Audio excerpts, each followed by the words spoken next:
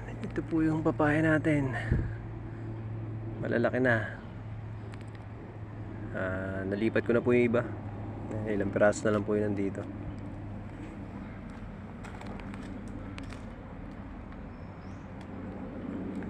Ito pa iba. Malalaki na rin. Tatangkad na. Kailangan na rin ilipat to. Dito ko po nilipat yung mga papaya. Ayan.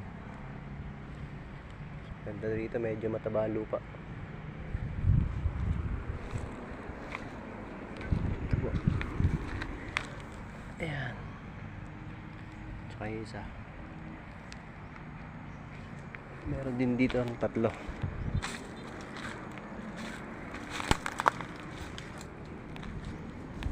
Ayan po. Sana tumuloy sila.